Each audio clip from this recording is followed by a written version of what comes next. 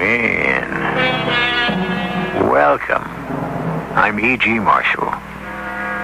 Fate, the power of fate, is today's story. Who can control his fate? Cried Othello the Moor. And that cry still resounds today. The twist of fate, we say.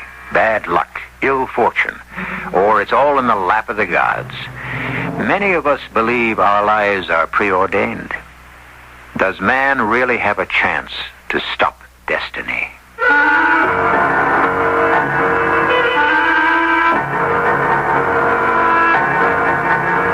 Our mystery drama, All Things Are Possible, was adapted from the classic by Leo Tolstoy, especially for the Mystery Theater by G. Frederick Lewis, and stars Paul Hecht.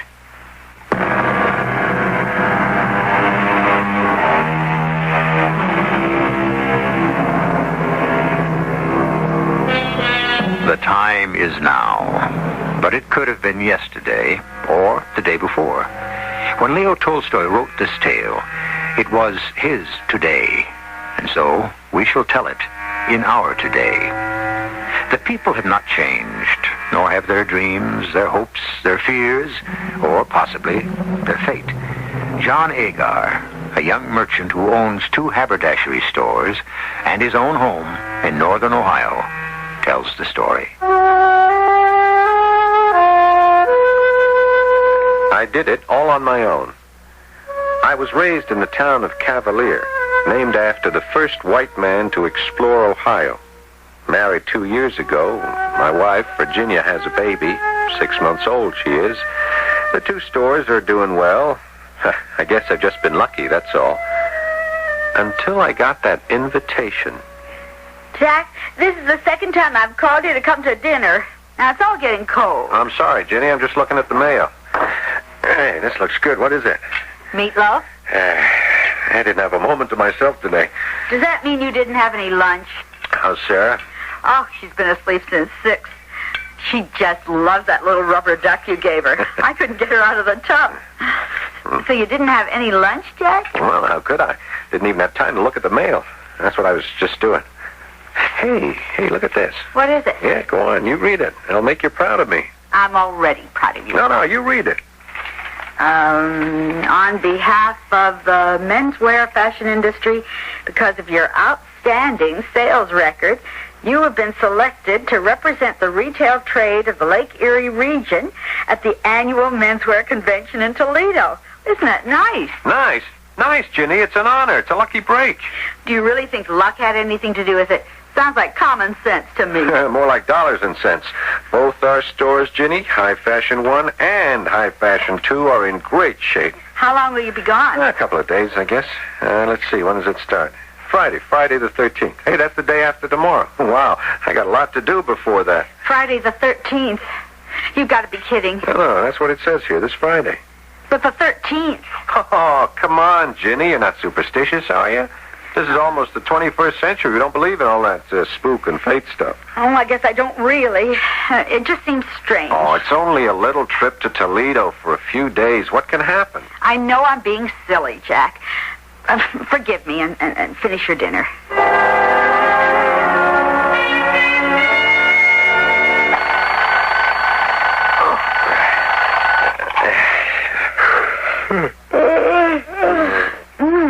What time is it, Jack? It's only 6. Go back to sleep, sweetheart. Why are you getting up so early? Well, I was thinking last night this would be a good chance for me to stop off and see my folks. I haven't been up that way since summer, so I gotta hurry up and get things in order at the stores and take off before lunch. You're leaving today? Yeah, well, what's the matter with you, honey? I mean, are you still asleep? I told you I was. Maybe I'll spend the night with Mom and Dad. Maybe I'll hit the road and make Toledo tonight. Gives me a little time there before the convention starts to, shake a few hands, find out what's going on. Oh, Jack, don't go today. Wait till tomorrow. Why? Just don't go today, for my sake. You gotta give me a better reason than that. Well, I had a bad dream about you. Yeah, you're afraid when I get to the big city, some beautiful high-fashion buyer will turn my head? Oh, I don't know what I'm afraid of. All I know is I had a bad dream. What was it? Well, I dreamt you came back from Toledo, and when you walked in the door, you were all stooped over like an old man, and your hair had turned white. Boy, you sure dream the craziest dreams. Oh. I'm going to take a shower. Would you get down the overnight bag from the closet and stick a few shirts and socks in it for me? Please, Jack. Honey, what is this? Come on, let go of me. I want to take my shower. I'm asking you, please don't drive out there today. You're crazy. I can't just change my plans because you had a nightmare. A dream is a dream. That's all it... Now, would you let go of me? Jack, you've got to listen to me. I'm sorry, Ginny. Look, I didn't mean to push you, but now you're really too much. Stop it, Ginny. I didn't hurt you. I accidentally shoved you, and you just landed back on the bed. Oh, now look what you've done. You've awakened the baby. I hated myself all that morning while I was preparing our ad campaign for the end of the month sale. I'd never done anything like that to Ginny before. I don't know what had come over me. When I got home at noon, I apologized, but Ginny didn't say a word. She just looked at me as if she'd never see me again. I backed out the car, headed north, and about 5 o'clock pulled into my folks' place. Nobody home. A note in the bottle for the milkman said they were going away for the weekend. I was so angry at myself, I drove into Canes Falls, found a bar, and went in. Hey, John. John Agar. Over here, pal. Hi. Hey, Billy. What are you doing in this berth? Just passing through, pal. Now, ease yourself gently onto one of these stools. What's yours? Oh, well, I don't know. Beer, I guess. Like that, too, Harry. Oh, let me see, John. When was the last time I saw you, huh? Oh, don't tell me. I remember over Christmas and New Year's. Remember? I came through Cavalier. We were pushing those nylon shirts with the button-down collars. Yeah, thanks, Harry. Thanks. Well, tell me, how's the wife and the baby? You got a good memory. Yeah, salesman's got to have a good memory. That's half the job. Besides, your Virginia is one swell-looking woman. No one could forget her. She's fine. They're both fine. Baby, too. Jenny didn't want me to go to the convention. Oh, is that where you're headed? What luck. So am I. So you just ducked in here for a refresher, huh? Actually, I came this way to drop in on my folks, but they're away. Oh. Well, why don't you try the hotel? There's only one in town. I mean, it's not your fancy motel type of thing, but it's good for a night. Or were you going to push on for the big city? No, I'm bushed. Hey, John, we got a new line of indoor-outdoor cold-weather shirts in suede, corduroy, flannel, plaid, you name it. I can really make you a deal. I got my samples at the hotel. Now, why don't we head back? You get yourself a room. It's just up the street here. And I'd like to show you my stuff. I couldn't shake that salesman. I got myself a room in the kind of a hotel that should have been torn down years ago, and finally, when I did get rid of Billy West, it was 11 o'clock. I tried calling Ginny, but no answer. I knew she was home all right, but she'd turned off the phone, so next morning I called her about 7. Jack, is that you? Yeah, I'm in Canes Falls, Ginny. Give my regards to your mom and dad. They're not here. I'm in a hotel. Such a flea bag. You wouldn't believe it. Darling, I'm sorry we quarreled yesterday. I miss you. Don't you worry. I'm on my way out for breakfast. I'll be in Toledo by lunchtime. I'll call you tonight from there. Jack, will you take care? Of course. What do you think? Please be careful. I don't know why I have this premonition, but I do. Nothing to worry about. You'll be careful, won't you? I promise. Jack, will you say I love you? Sure. You know I love you. Always have. Always will. See you soon. Oh, I hope so. I'll pray for you. I made Toledo in a little under 3 hours. I checked into the Netherland where the convention was being held, hung up my other suit, left my bag on the bed. I'd unpack it later. I wondered if I should call Ginny to tell her I'd arrived safely. Then I thought, I'll call her tonight. And then there was someone at the door. Just a moment. Mr. John Agar. Yeah, that's right. That's me. Detective Brennan, Toledo Police. May I come in? Sure. Is there anything the matter? Hey, you got a policeman standing out there. He'll wait in the hall for me. Now, Mr. Agar, did you spend last night at the Canes Falls Hotel? Yes, I did. Which room did you occupy? I was on the first floor at the end of the hall by the fire escape. I think it was the only one they had. Do you know who occupied the room next to you? No, I didn't know anybody there. Are you sure? Now, please be careful in your answer. This is a serious matter. I want the truth. Oh, wait. Yeah, I did meet a salesman I knew, Mr. West, Billy West, earlier in the day. We had some dinner, and then I went to his room to see some men's apparel he was selling. But I didn't see him after that. He must have been asleep when I checked out. What time was that? Oh, about 8 o'clock this morning. I packed, had breakfast, and then I came back up to my room to pick up my bag and my suit. Do you always check out that early? Well, I wanted to get an early start. Say, what is all this? We had some information wired to us that you spent quite some time yesterday in a bar and later at the hotel with Mr. West. Yeah, I did. I'm not denying that, but why all these questions if I were a thief or I don't know what?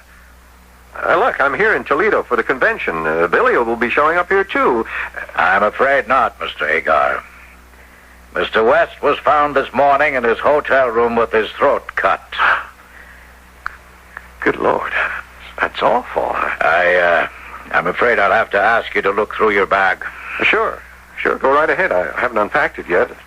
Here, it's not locked. I'll open it for you. I don't know what you're looking for. Well, help yourself. Thank you. Yeah. What's this? Well, it's a knife. I never saw that before. There appear to be some fresh stains on it, maybe blood.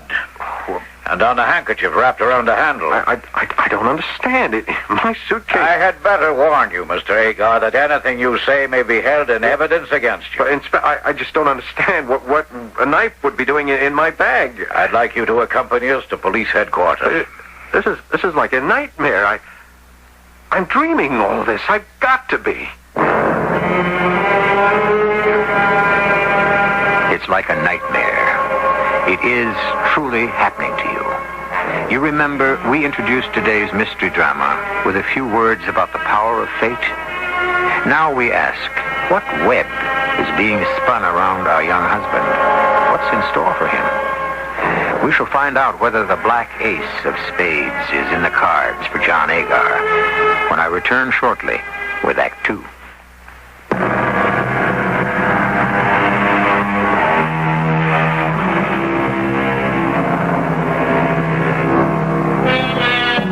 Men at some times are masters of their fates, writes the great dramatist.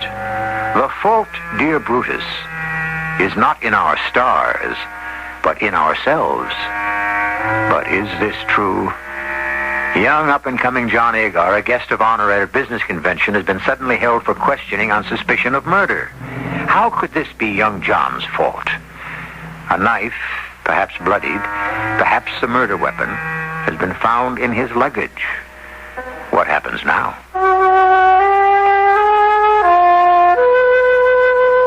I was locked up.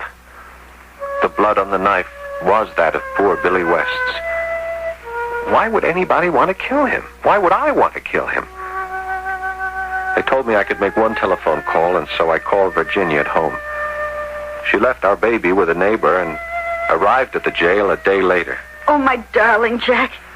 You look so ill. Well, I haven't slept for 2 nights. I called Harold Baker to ask him to take the case, but Shirley says he went on a hunting trip and won't be back for 3 weeks. Well, I gotta have a lawyer. How about old Mr. Simmons? I thought of him and I called, but he's retired. He doesn't do any more legal work. Perhaps the Hammonds know someone. You've forgotten, darling. The Hammonds moved to Cleveland. Oh, yeah. What am I gonna do?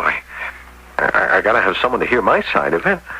What do you mean, your side of it, Jack? This is a murder case. Out and out murder. It's not a parking violation. It's murder, honey. Well, is it true what they told me? It was Billy West? It's all circumstantial. Somebody killed him and put the knife in my bag. Why implicate me? I don't know.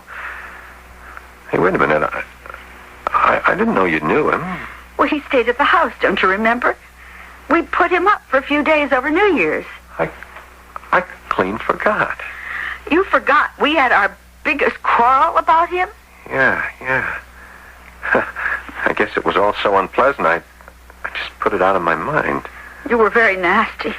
And it didn't mean a thing. No, I don't know. You don't like to find your wife kissing a shirt salesman in the kitchen. It was under the mistletoe, Jack. It wasn't anything. Yeah, it comes back to me now. I knew you shouldn't have gone a day early to that convention. I had a feeling. And last night I had that dream again. You all bent over with white hair. I'd forgotten all about Billy West and you. Isn't that something? Jack, I have to know. Did you... Did I kill him? Ginny, is that what you were going to say? No. I think you better go now. The guard's looking at his watch anyway. My visiting time is probably up. Well, what are you going to do about a lawyer? I guess the court will appoint someone. That's what they usually do when you don't have your own. Goodbye, Ginny. Take care, Sarah. You want me to go now? Well, it's no use in you staying on in Toledo. Better go back home. Don't you want me here for the trial and everything? No. I'd rather you were home with a baby. Oh, I'm sorry about what I said, Jack. I didn't mean it. No. You didn't mean it. That's exactly what you said when I found you and him in the kitchen. I wish you wouldn't bring that up again. I'd had too much wine. That's all it was. Yeah. Take care, Jenny. Oh, I hate to leave you here like this. Well, there's nothing much you can do. Say a prayer, maybe.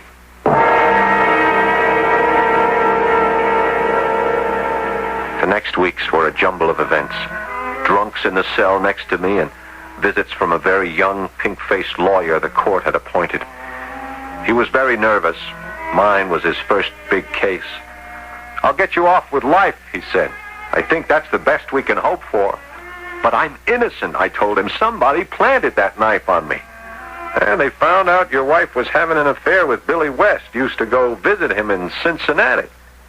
But that's not possible. That's not true. Ask her. They've got witnesses, he says. They've built up an awfully strong case against you. But a man doesn't murder for those reasons. Not me. Life is sacred to me. Murder is a sin against the Almighty. John Agar, you have been found guilty of murder in the first degree. You are hereby sentenced to life imprisonment in the Ohio State Penitentiary.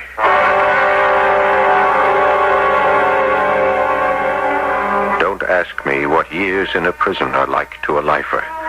I couldn't tell you.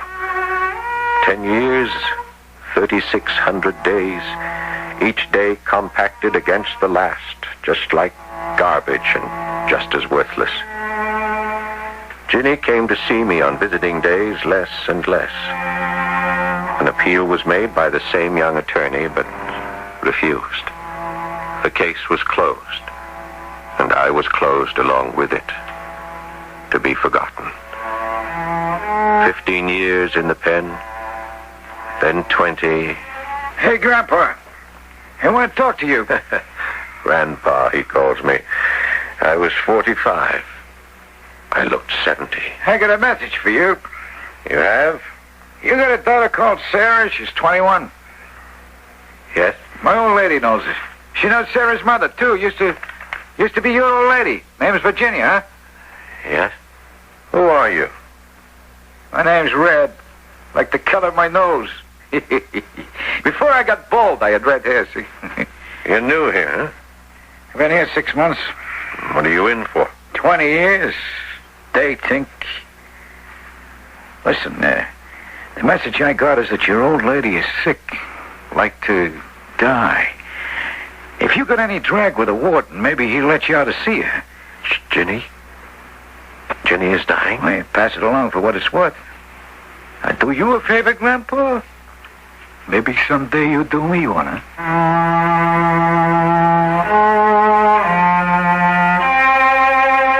I didn't know if I wanted to see Ginny again. I didn't know if she wanted to see me. Like I did every night, I prayed to God.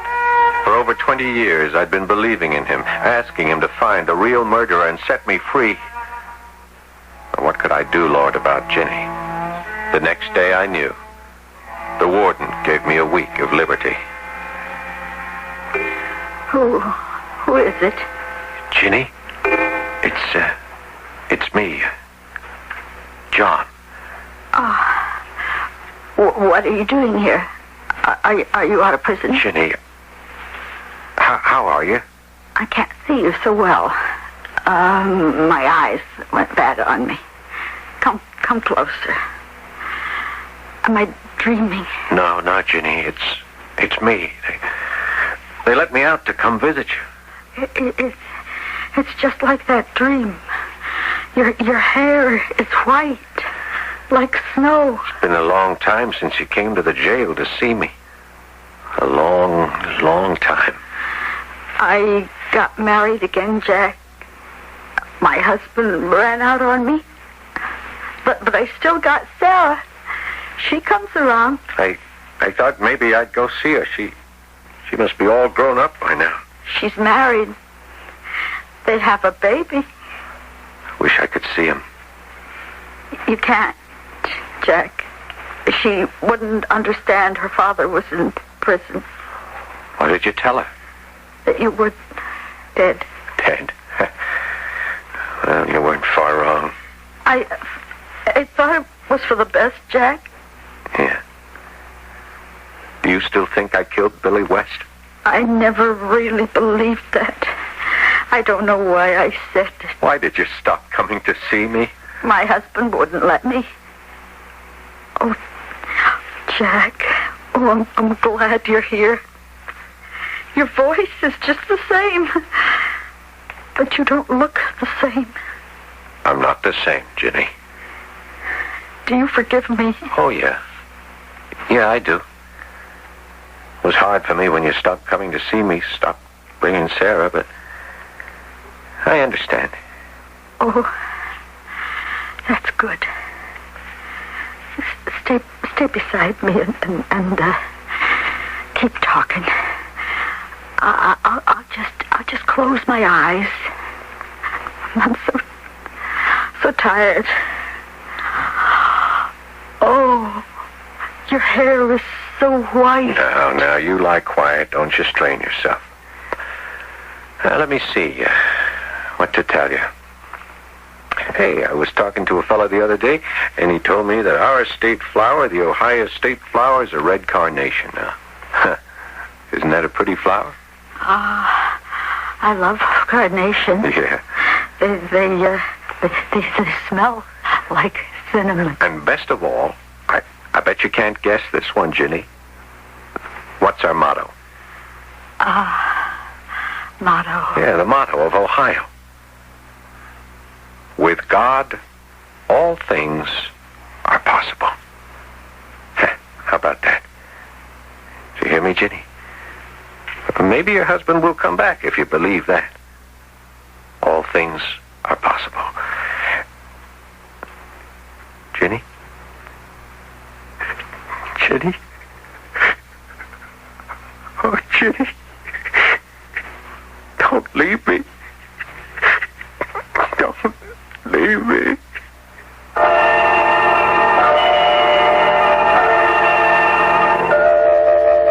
My Ginny was no more. I sat there for a long time, and then I got up and went back to my prison. Half my life I'd been locked up, paying for someone else's crime. That night before going to bed, I prayed again to God and asked him what was the meaning of my wasted life. What was I here on earth to do?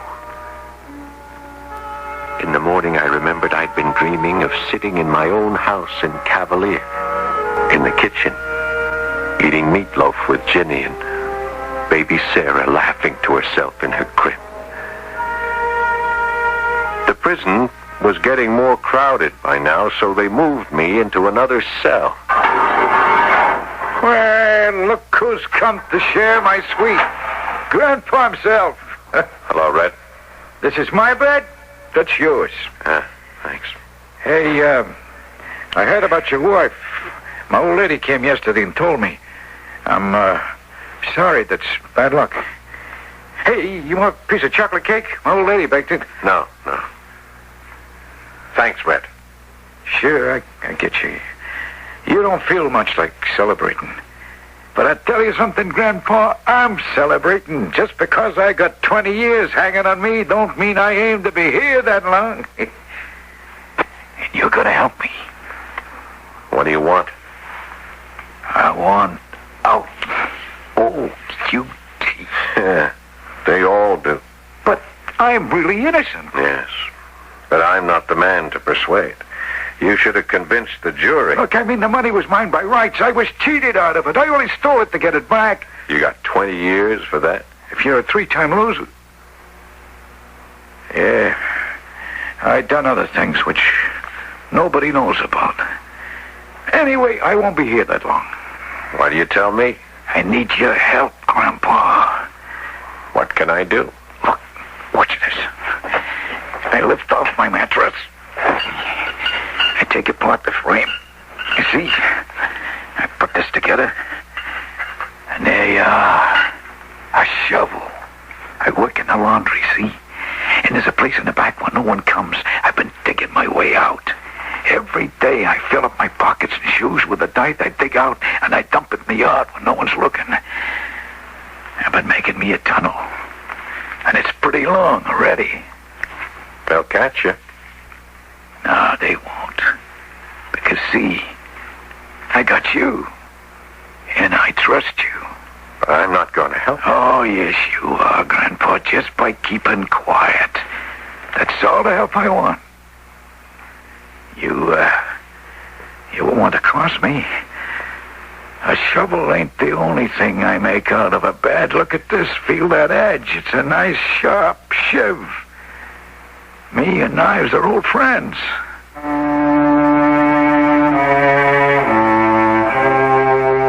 I done other things which nobody knows about. Yep, that was what he said. All the while I was trying to pray that night, I could hear those words. It was a man just like this, quick to use a knife, who could have killed Billy West. God wouldn't turn his back on me like that, make me share a tiny cell with the same man who had choked off my freedom and my life. They say fortune and fate share the same wheel and are born and die in the same bed. John Agar, who for 24 years has served time for someone else, now suspects the man in the cell with him is the very man who wronged him. If it is so, if it is not so, we shall find out when I return shortly with Act 3.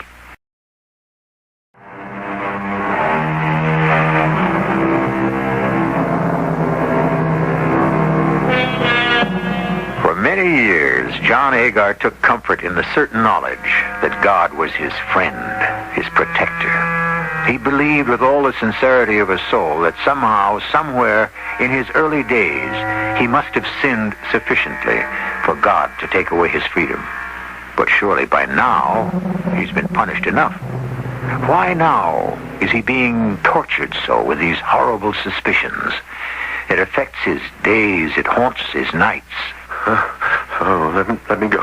Let me go. I don't know anything about it. It's not mine. Hey. It's not mine. Hey. Somebody put it there. Hey, what's the matter, Grandpa? Where am I? Oh, wake up. Where am I? Oh. It's you. It's you.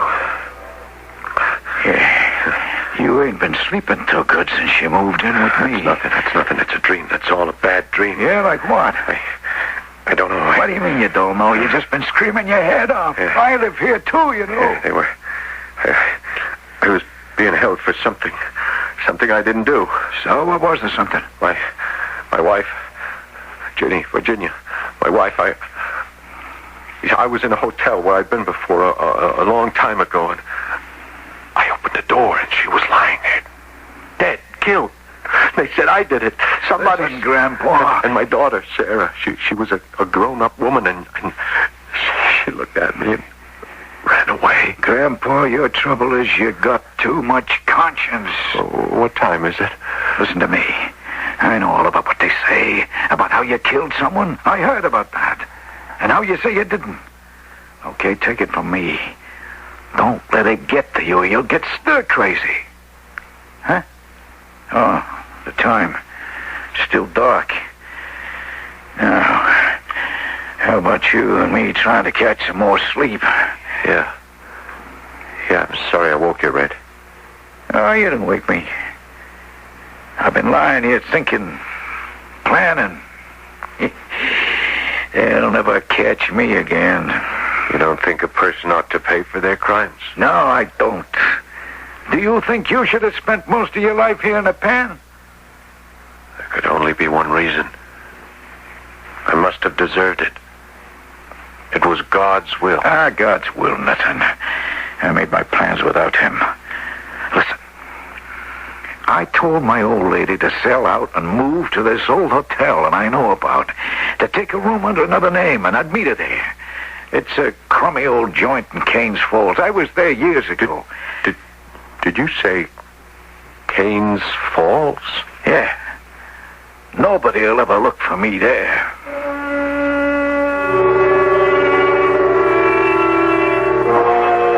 Dear Lord, what have you done to me? He said Canes Falls. He was there years ago. How can I go on taking all of this? The old hotel in Canes Falls.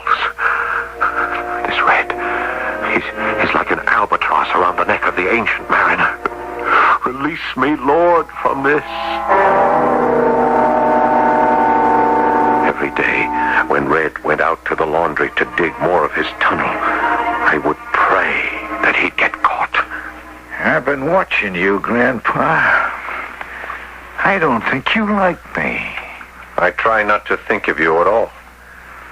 It's better for me if I don't. You're not getting any ideas, are you? Ideas? I wouldn't want to interfere with your lifespan, as the saying goes. You don't frighten me, Red. There's nothing you can do to me anymore. Don't get wise with me, old man. Look, I'm making you an offer. When that tunnel is through, you can take off with me. Is that fair? But if you talk so much as a whisper, you wake up one morning with your throat cut. I have no wish to escape. And you have no need to kill me. You killed me long ago. As for informing on you, maybe I will. Maybe I won't. As God tells me.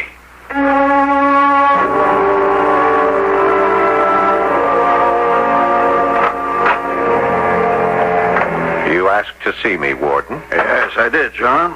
Thank you for waiting. One of the accomplishments of prisoners, Warden. I'm going to put my problem to you right away. After lockup last night, when everyone was returned to his cell, one of the guards discovered a tunnel being dug out of the laundry. Now, every inmate has been questioned. No one, not a single prisoner, knows a thing. Of course, it's not possible that this could have been done without someone's knowledge. Why are you telling me all this, Warden? Because every single prisoner questioned has put on a blank face and denied any knowledge of who dug that tunnel. And that can only mean whoever it was has so intimidated those who share his secret that they won't talk. Well, how can you ask me then to inform if this man is violent? Oh, John, I've known you for 25 years. You were already here serving time when I became warden. I know you have a sense of truth and honor. Every time your name has come up for clemency, you know I've gone to bat for you. Yes, I know that, Warden. I cannot repay you. But one day, God will. I ask you, John, before the Almighty, will you tell me who dug that tunnel? Why was I being put to this trial? Supposing I told the warden what I knew, and they put Red into solitary. Well, that would be justice. Why should I protect the man who ruined my life? Solitary confinement for him is nothing compared to what I've suffered. But maybe I'm wrong. Maybe I'm putting 2 and 2 together and making 5. And even if Red did murder Billy West, paying him back now, what good would it do to me? A week went by. John, have you changed your mind? Warden, I can't be the judge. What do you mean? It isn't given to me to judge someone else or even to accuse him. Are you sure the man you're protecting is worthy of your protection? Please, Warden, don't ask any more of me, I beg you. Well, the only conclusion I can draw is that you were an accomplice. And as an accomplice, I have no alternative but to place you in solitary. What? Me? In solitary? Good Lord. I am still being punished for him. It's mad. Punished for who, John? Mad. It's mad. What is it? I can't tell you. It isn't God's will that I should be the instrument. It is not for me to tell. Do what you like with me, Warden. I am in your hands. They told me you wouldn't rat to the warden. Red, do you mind if I just don't talk to you anymore? The words seem to stick in my throat. What's the use? Listen, I look at you sitting on that bed and I ask myself, why? Oh, so you guessed, huh? Now, I know. Oh, why don't those guards come? Every minute in this cage with you is terrible for me. I'm being torn apart. Oh, John, boy. John, forgive me. Me? Forgive you? Yeah, forgive me. It was me in that hotel in Kingsville. No, I don't want to hear. I don't want to hear. No, you got it. You're my priest. This is my confession. Tell it to someone else, for God's sake. I gotta tell you. No. Look, see, I'd gone up the fire escape in the night, and I found a door unlocked. And when I was leaving, the man woke up. He saw me. I had to cut his throat. Then I went next door. Your door was open, too, and I was going to rob you, but I heard a noise, and I hit my knife with the handkerchief I'd held it with in your bag, and I ducked out the fire escape. You never woke up. I knew it. I felt it all along. It was you. I could have killed you, but I let you live. You? You let me live? Look, Grandpa, forgive me. What do you care if I forgive you? What good is that to you? Look, John, I'm on my knees to you. Forgive me. But I'll tell the warden. I'll go and tell him it was me who killed that man on the hotel, and they'll release you. You'll be free, and you can go home. Oh, yeah, where would I go? Huh? To who? 25 years? My wife is dead. My daughter believes I'm dead. I have nowhere to go. God's sake, forgive me. I will not. I cannot. God will forgive you. Who knows? Maybe I'm 100 times worse than you. No, Guard! I want to talk to the warden! Guard! I want to see the warden!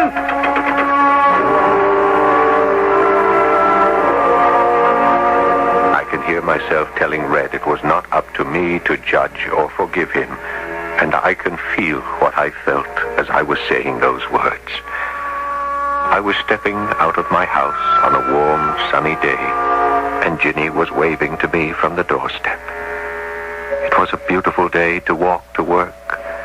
Here in this cell, I felt a lightness and a happiness. All the confinement of years in this prison was lifted from my shoulders, and I could breathe. It was intoxicating. So many, many times had I longed for the chance to walk out of here a free man. But the lightness and happiness now was upon me. I didn't need to leave my cell anymore. I prayed, if indeed with God all things are possible for him to release me. Leo Tolstoy, who gave us that enduring classic, War and Peace, ends his story this way. The man we have called Red, the criminal, confessed his guilt.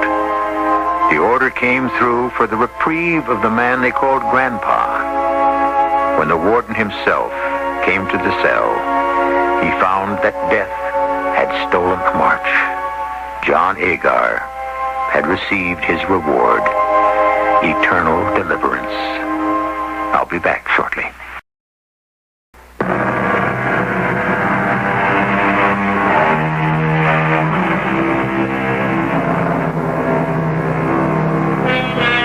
A few words about that genius Leo Tolstoy, whose story, God Sees the Truth but Waits, inspired our dramatization.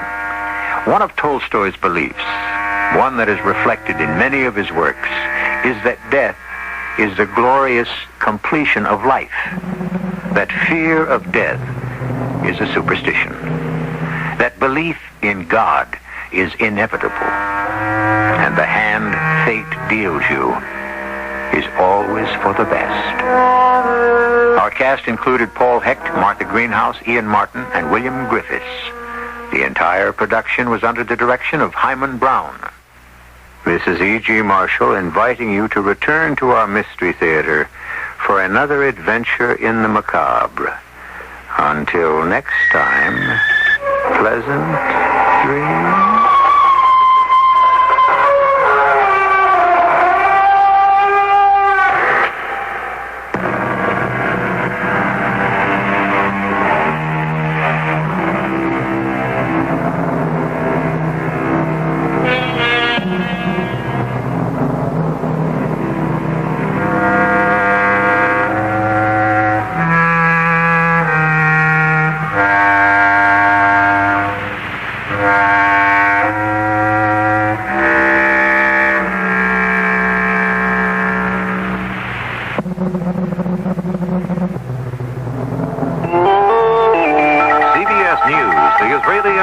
Washington Monday night announced Israel will accept an immediate ceasefire in southern Lebanon, provided the Palestine Liberation Organization agrees to put down its arms also. This is Doug Poling reporting on the CBS radio network. The statement says Israeli Defense Minister Ezer Weizman met with the UN Peacekeeping Force commander in the Middle East and expressed Israel's readiness to stop fighting. The embassy said Weizman also expressed Israeli willingness to permit villagers in southern Lebanon to return to their homes. But in Washington, CBS News diplomatic correspondent Marvin Kalb reports an Israeli pullout from Lebanon is apparently dependent on replacement by either a UN force or a beefed-up Christian Lebanese force or a combination of the two. The announcement comes on the eve of Israeli Prime Minister Menachem Begin's talks in Washington with President Carter. More news in a moment. All week long, the feeling strong, the best is yet to come. Weekends were made for special friends. Weekends were made for you and me. Weekends were made for special things. Weekends were made for Michelob. It's the time to have that smooth and mellow beer. It's Michelob, yeah. Weekends were made for Michelob. If you're a once-in-a-while Michelob drinker, you know how special it tastes. Why not let it be special more often? Weekends were made for Michelob. Yeah. Anheuser-Busch, St. Louis. An armed man who'd been demanding that police supply him with narcotics surrendered Monday night after holding 2 women hostages, including his ex-wife, inside a California bank at gunpoint. The incident, which lasted 7.5 hours, took place at a Wells Fargo bank in Santa Clara. Police Captain Lauren Pierce told CBS News the incident ended peacefully. The suspect surrendered himself about an hour ago, and after a long negotiation, he just put his hands on top of his head and walked out the front door. All hostages have been freed. No one was injured. There was a third hostage all of the time hiding upstairs in the bank, and she concealed herself until the suspect surrendered. Then we found her upstairs unharmed. Police said the man, identified as 27-year-old Robert Foster, fired as many as 15 shells from his shotgun during the ordeal. They also said he was given a quantity of morphine about an hour before he surrendered. An 18-inch military shell exploded in a mobile home in Riley, Kansas Monday night, killing 2 people and injuring 5 others. Neighbors said a 14-year-old boy, one of those killed, apparently discovered the shell near the home, brought it inside, and dropped it on the floor. Federal authorities have brought criminal charges against 2 officials of International Telephone and Telegraph. Fred Graham in Washington has details. Edward Garrity, a senior vice president of ITT, and Robert Bareilles, an ITT public relations man, were accused of 6 felony counts of perjury, obstruction of government proceedings, and making false statements during their Senate testimony about ITT's activities in Chile. It was 5 years ago today that the men testified, and the statute of limitations would have run out today, but the Justice Department got in under the wire by filing informations, the legal equivalent of grand jury indictments, charging that the 2 corporate officials lied when they swore that ITT had no part in financing the CIA's unsuccessful efforts to prevent the election of Marxist candidate Salvador Allende as president of Chile. The Justice Department issued a statement that no charges will be brought against Harold Janine, the chairman of ITT's board of directors, who also testified and had been a target of a grand jury investigation into possible perjury. Fred Graham, CBS News, at the Justice Department. The Senate on Monday defeated 2 attempts by opponents to add crippling amendments to the main Panama Canal Treaty, but the lawmakers have not been able to work out a timetable for a final vote. The Joint Economic Committee of Congress Monday said the lawmakers should seriously consider a $33 billion reduction in Social Security taxes this year, half of it for individuals and half for corporations. It was only late last year Congress approved huge new increases in the retirement tax, but now, faced with mounting pressure from taxpayers, many lawmakers are ready to moderate those increases. This is Doug Poling, CBS News.